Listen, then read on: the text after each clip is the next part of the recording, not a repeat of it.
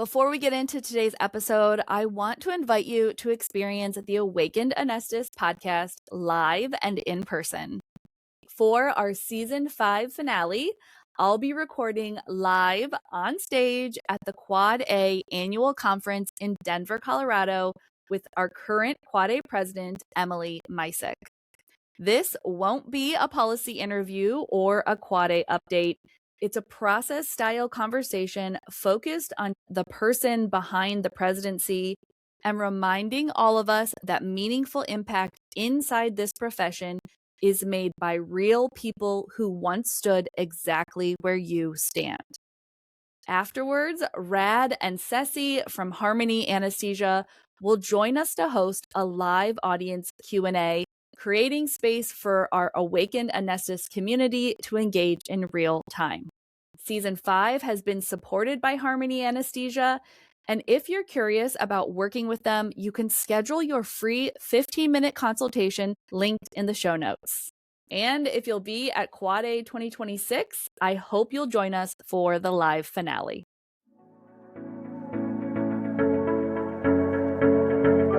Welcome to the Awakened Anesthetist podcast, the first podcast to highlight the CAA experience. I'm your host, Mary Jean, and I've been a Certified Anesthesiologist Assistant for close to 2 decades. Throughout my journey and struggles, I've searched for guidance that includes my unique perspective as a CAA. At one of my lowest points, I decided to turn my passion for storytelling and my belief that the CAA profession is uniquely able to create a life by design into a podcast. If you are a practicing CAA, current AA student, or someone who hopes to be one, I encourage you to stick around and experience the power of being in a community filled with voices who sound like yours, sharing experiences you never believed possible. I know you will find yourself here at the Awakened Anesthetist podcast. Welcome in. Welcome back to the Awakened Anesthetist podcast, where we expand our understanding of what's possible within the CAA profession. I'm your host, Mary Jean, a longtime practicing Certified Anesthesiologist Assistant, an AA educator, and now a doctoral student focused on researching the art of anesthesia. This series is a slightly different perspective on our normal process episodes because it's really created for the ever-increasing number of pre-anesthesiologist assistants who are here and have found the Awakened Anesthetist podcast because they're searching for insight and some understanding of what their future will hold. And by the way, if that's you, I'm really glad you're here. This process series is a long-form passion project that I started in 2024, where I highlight the journey of one pre-anesthesiologist assistant as she applies, interviews, is accepted, and becomes a practicing CAA. This series was created with future CAAs in mind, so you can hear what this season actually feels like while you're in it too. And for those of us who are further along, it's an invitation to remember, to reconnect with that vulnerable stretch of time, wanting something deeply, but not yet knowing if it's going to happen, not yet knowing what school will hold, or if your CAA dreams will come true. This is the process of Britton Robinson, from pre-AA to practicing CAA. Let's dive in and see where she is on her journey to become a practicing Certified Anesthesiologist Assistant.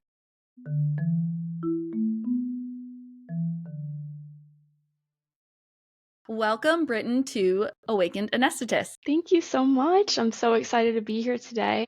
Yeah, I'm excited because I had this idea maybe about 6 months ago. Right now it's October 2024, and probably 6 months ago I was talking to the CAA behind Anesthesia One Source, Jen Donoso, who's been on the podcast as well. And I'm like, man, what would be really interesting is to find a willing prospective AA that would let me document their journey from the time that they apply all the way through graduation and taking their first job. Like, I just would love to, over 4 years, collect that story and then be able to share that with the Awakened Anesthetist community.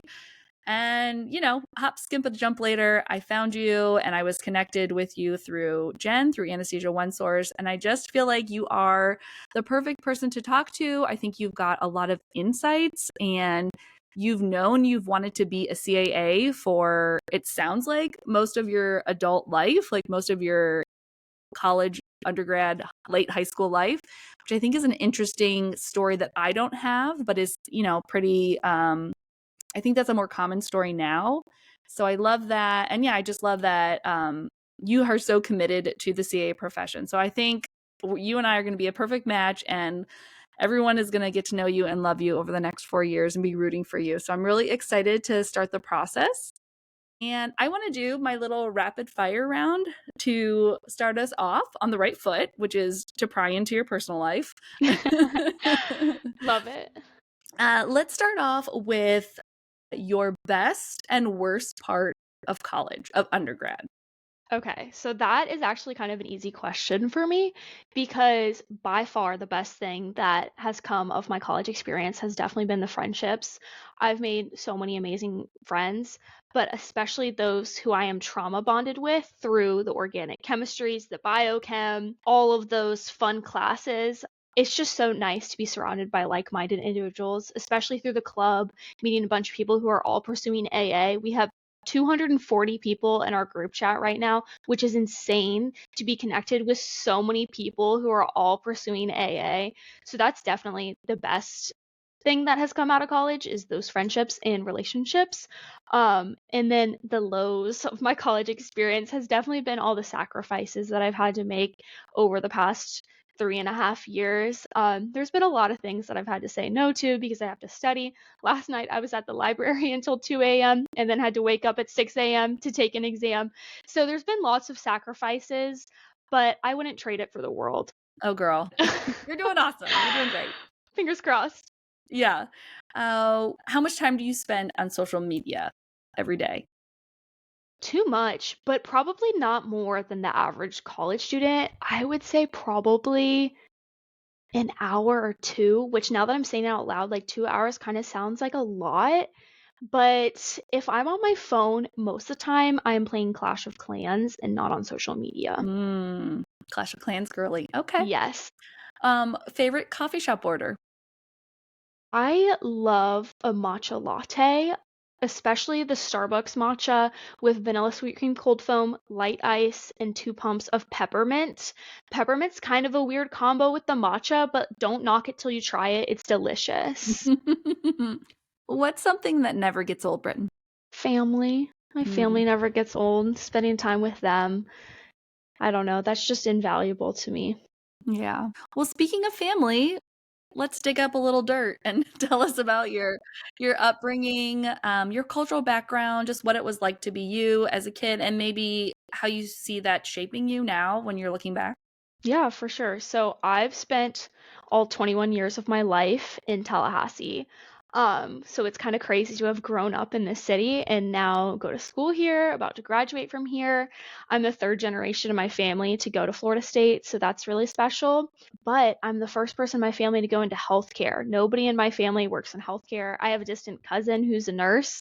We joke that she's like my second cousin, like once removed. We don't even know the relationship. We're just like, we're cousins. But I'm the first person in my family to go into healthcare, which I think is really interesting. Both my parents have their degrees in business, so it was kind of weird for me to branch off and pursue this healthcare thing that I got going on. And I never had like a family member be like, you need to be a doctor. And my parents never put a lot of pressure on me academically, which I'm super fortunate for. They were always the kind of parents that were like, did you do your best? And I say yes. And then they say, well, we're proud of you. So I feel really lucky to have parents like that. But then also, of course, they're my biggest cheerleaders ever and have been so proud of me through this whole process. I'm very close with both my parents. I love them very much. And then I'm also the oldest sibling, which I think you'd be able to tell if you get to know me. I think that I give the oldest child type of aura. And then I have a brother, he's 12, or he just turned 13 a few days ago, 5 days ago. And then my sister's 18, and so she just started college at the University of Florida. So yeah, that kind of sums up my family. I'm very interested to hear now how you found out about the CA profession, seeing how you had no touchstone to healthcare and, where this sort of little known profession came into your rearview mirror. Tell us about that. It's actually funny because I know exactly where I was standing when I had this conversation. I was in my driveway, and that second cousin, once removed, was at our house, and I had said that I wanted to go into anesthesia. I guess we can dive into that a little bit more lately, how I had decided on anesthesia in the first Yes. place. But she was like, "You should look into this thing called CAAs," like, or I guess maybe they were even AAs then. I don't know. Mm-hmm. But she was like, "You should look into it." And I was like, I just felt I didn't know about it. So I was like, I just brushed it off. And also, granted, I am about like 14, 15 years old at this time. And so I was like, oh, they're not licensed to practice in every state. And that was why I was like, whatever. And so I just kind of brushed it off and ended up going through with going to college, pursuing nursing at first. And then as soon as I started working at the hospital my freshman year of college, I met all these other AAs who loved their jobs so much. Everybody there is an AA. And I just learned more about it. And I was like, this is for me. This is for sure it. So as I just learned more about it, like I said, that really just solidified that this was the career that I'm going to pursue. What were you doing at the hospital to get experience as a nurse? I'm assuming that's why you were there. I was there. I was a freshman nursing major. Uh-huh. And so I was pre-nursing. I hadn't been admitted into the nursing program, if that makes sense. And I was working there just to get experience in anesthesia because I knew that my end goal was to do nurse anesthetist, CRNA. At the Oh. time, yes, it took me 1 week to switch my major after starting as an anesthesia tech. That is not an exaggeration. So you were an anesthesia tech. That was the Yes, job ma'am. you had. Yes. Oh my goodness. So you knew I should probably be an anesthesia tech if I want to eventually be a CRNA, a certified registered nurse anesthetist. And Yes. that's my starting point as well as getting a nursing undergraduate degree. Yes. And that was Oh my. also a recommendation from that second cousin once removed. This second cousin was very influential for being your only person in Yes. Well, healthcare. she actually works in recovery. And so she's a nurse manager. So she works very closely with the anesthesia providers. Okay. So she really knows a lot about it and really pushed me towards that profession and getting that job. So when your cousin told you about CAA and you were 14, for many reasons probably, but do you remember having a thought like, oh, well, I maybe don't want to be an anesthesiologist. A CAA feels like an insecure option, so I'll be a CRNA. Was that the thought process, or were you thinking you wanted to be an anesthesiologist as well? I was kind of open to whatever. Knew I wanted to go into college, and like at the time when I was in high school, I was like maybe nurse anesthetist, maybe anesthesiologist. I don't really know. And then also I was under the impression at the time, I don't know where I got this from, but I thought only nurse anesthetists could do epidurals and C-sections and everything L&D related. And that is something that really drew me to anesthesia in the first place as well. And so I had just a misconception that I had to be a CRNA if I wanted to do those things. Okay. Weird. That is a very specific misconception. I think it's because at TMH, um all of the anesthesia providers who work in L&D are all CRNAs. Like there's Oh, no I AAs. see.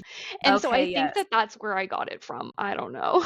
I see. Yeah. Well, that would confuse you. Yeah, it is a confusing system from the outside. It's like, what am I looking at? Who are these people? It's not like everyone goes around screaming out their professional title necessarily, which is something, like people kind of get upset about.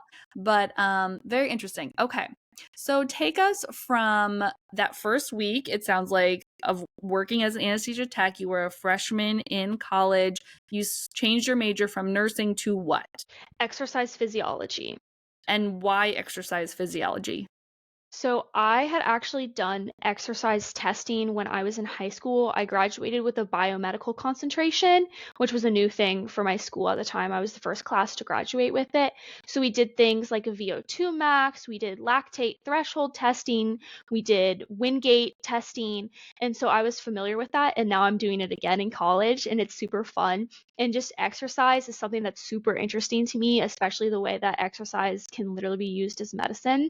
Mm-hmm. And so I was just very drawn towards the exercise field. And then also exercise physiology at FSU aligns very closely with the prereqs that are required for AA school. I did not have to go very far out of my way to meet all the prereqs. I think the only thing that I took that wasn't on the requirements for ex-phys was calculus. So it was kind of just the perfect storm for me.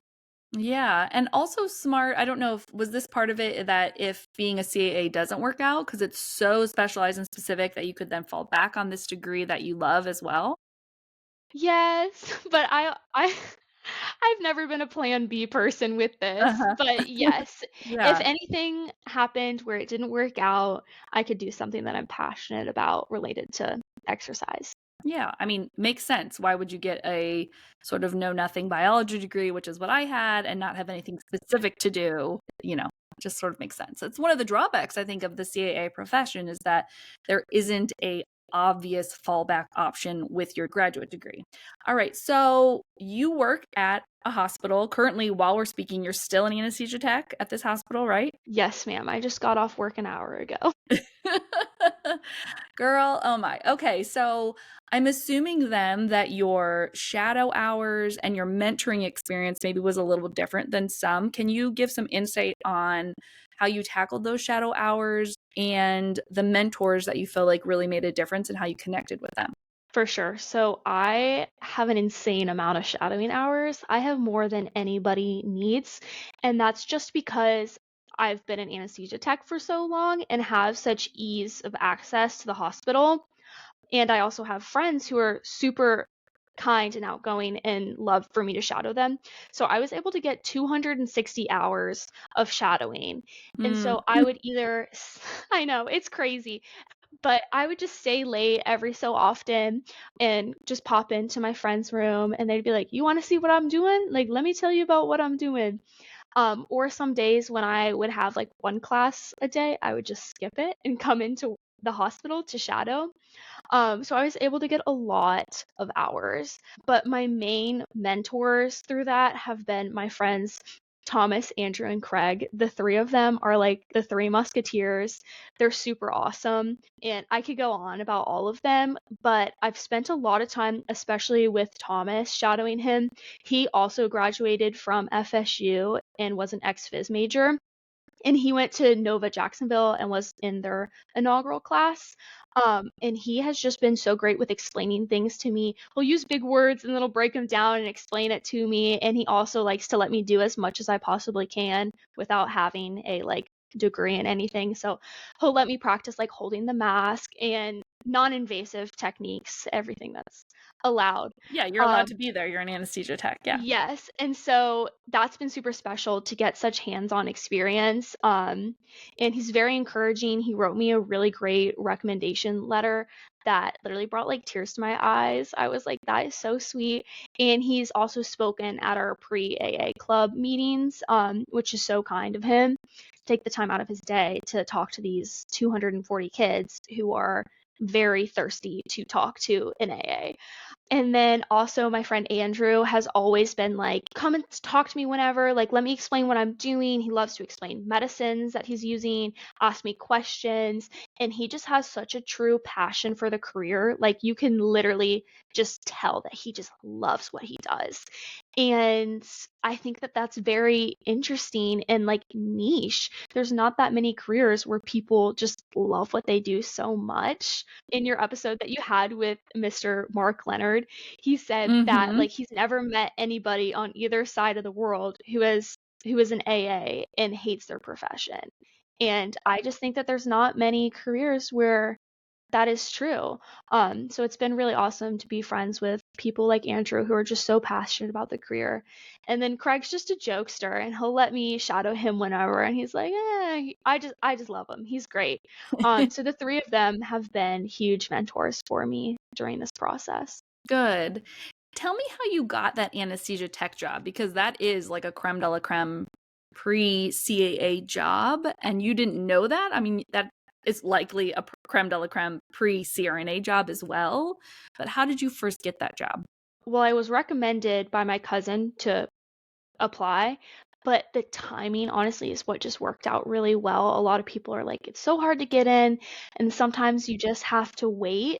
There had been a huge turnover of anesthesia techs at the hospital at that time, so a bunch of people had just left. So that opened up a bunch of positions, and I was able to slip in and then get experience. And so really, it was the timing that really worked out for me. And then obviously, I put a lot into my application, and I think I wrote a cover letter, and I just showed that I really cared and put everything into my application. I'm getting that this is a theme with you, Britton. That is, that's I'm for picking sure. up from our single conversation. Yes. Okay, very good. You sort of hinted at the pre-AA club that you were a co-founder of at Florida State. Tell me a little bit about the how and why of starting that pre-AA club. So it's always been like a little bit of an idea in my head. I'm like, oh, I should do that because I would love to unite people who are pre-AA, thinking like there would be like 8 people who were interested. But I was like, okay, maybe I can recruit 3 of my friends. With them and myself, that's half the club. And I never ended up doing too much with it because I was just like, I don't know how to start a club. Like, that's kind of scary. And then one day in my bio lab, I was partnered with like a random other student, and he was like, oh, like, what's your major? What do you want to do? And I like took a deep sigh. He tells this story all the time. And I was like, and like getting ready to give my speech where I was like, so like, I want to be an AA. It's like a PA of anesthesia, like ready to explain it. And he was like, no way. Me too. Because at FSU, you don't just meet other pre-AA students. Like, that's crazy. And yeah. And we started the club and we never looked back. So What year was that? Like your sophomore year, your junior year? we met going into my junior year and then started the club the fall of my junior year. Okay, so So we met in the summer. it's been a year. Has the club been a real club for a year? I think in January it'll officially be a club for a year. It took a while of getting everything together to get it official. There's a whole lots of steps with that. So I think in January is when it'll officially be 1 year. And you and this other lab partner founded it. How long Yes. did it take to grab on? Like, did you put out a couple, blasts and then all of a sudden you were filled with 200 people? Honestly, it happened pretty quickly. I sent it into some group meets that I have of like those general like bio classes, orgo classes where there's like 300 students sometimes, and we got a lot of people that way. And then I also did a lot of flyers around campus. We got a lot of people that way. We've done tabling events. So, yeah, it happened pretty quickly, and then it's just continuing to grow as we promote it more and more people find out about the profession. And besides being like amazing on your resume and your application, what do you think the biggest benefit to the participants has been from a pre-AA club? Definitely getting to know more about the profession and the application process. There can be like some hazy information online, Mm-hmm. especially with like the Discord. People on the Discord will like spread misinformation. I'm like, no, hopefully somebody doesn't read that and think that that's true. Like somebody in July had said that it was too late to apply to AA school. And I was like, no, I hope nobody believes that. So it's really nice to have a group of people where they know they can like come to us for like, okay, this is advice, this is resources, and we'll share people like aspiring CAA. We'll be like, you should check out her website, or Anesthesia One Source. Jen will recommend them going to her website. And so we'll also do CV workshops. I do a CV workshop every semester where I help students with building their CV, how to really just promote themselves as a student. And so those are the resources that I think the students benefit from the most. And just having a collective body to come to that's sort of in it together is huge. I mean, that makes a big For difference. sure. Okay, let's get into the really exciting stuff, which is breaking down where you're at right now in your application interview process. While we are talking, it is October 22nd of 2024. So I submitted my application on August 12th. I had to wait for my summer classes to be done because I could only apply with 2 outstanding prereqs. And I'm in 2 right now, and I took 2 over the summer, so I had to wait for those to be finished up. So I submitted my application on August 12th, and that's when I had everything in. I had already taken my GRE, I had my rec letters. It was a complete application ready to be reviewed. And then I received my first interview invite from VCOM Auburn on August 27th. And that interview invite was for October 10th. And then in between that time, I also received an interview invite from South in Savannah, South University. And that interview invite was sent to me on October 4th, and the interview was for October 11th. And they just gave me that day, and they were like, "You're going to come then." And I was like, perfect. I'm It's honored. today. You will be there. Yes, yes. With VCOM, I got to pick what day I wanted to interview. I think there was like a choice between like maybe 8 different days, and I just chose the one that worked best for me. And then where else have you applied to that you're waiting on some sort of feedback? So I applied to all the Florida Novas except for Orlando because it just opened a few days ago. But I'm still waiting to hear back from Nova Tampa and Nova Jacksonville. I applied to Nova Fort Lauderdale as well, but they required Casper this year, which is new for this cycle, and I didn't really want to spend the $80 to take the Casper. What is that? I So don't even know what that is. it's a personality exam. It's kind of interesting. It's like a exam you take on your computer, and they'll ask you like ethical questions, and you have to talk to your computer to answer them. That's my understanding of it. I haven't taken it, so I don't really know. But yeah, I just didn't want to take that, especially since I felt pretty good about my chances at other schools. Mm-hmm. And that was Nova Fort Lauderdale. Yes. So tell me what your top school is. Like, what's your dream school and why? As of right now, my dream school is Nova Clearwater, Nova Tampa. I have a lot of friends who went to that program. I went to their open house. The campus is just beautiful. The amenities are top notch, which I mean, obviously isn't enough to pick a school in and of itself, but it's just an added bonus that it's right next to the water and the campus is beautiful.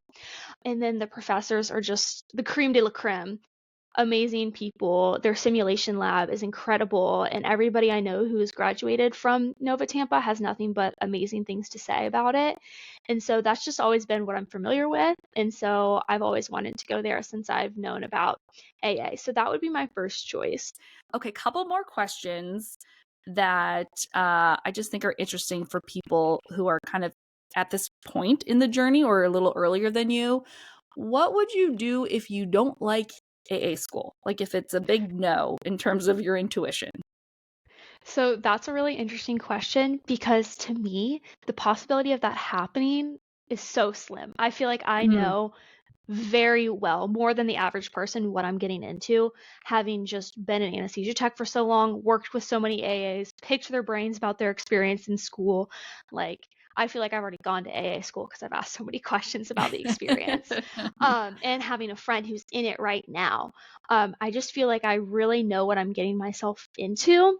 So there really isn't a plan B for me, and there really mm, hasn't ever been. That's a very valid question, and my parents have asked me that. They're like, "What are you gonna do if you don't get in?" And I was like, "I'm gonna take a gap year and reapply." But I honestly have no clue what I would do if I get in and I just hate it. So mhm, unimaginable to me. mhm. But that's kind of a I'll cross that bridge when I get to it kind of situation. Yeah. Well, we're all going to cross the bridge with you, Britton. So we'll see Yeah, what. yeah, we'll see. But hopefully we're not crossing that bridge. Exactly. Thanks for listening to Awakened Anesthetist. If this episode resonated with you, share it with a CAA friend, an AA student in your life, or a prospective, and let them know why you loved it. It's the most important thing you can do to support this podcast and its mission. You can always find more ways to connect with me and this CAA community at awakenedanesthetist.com. And while you're scrolling the website, check out my trusted CAA partners who make this podcast possible, with a special thank you to my Season 5 sponsor, Harmony Anesthesia Staffing. Talk soon.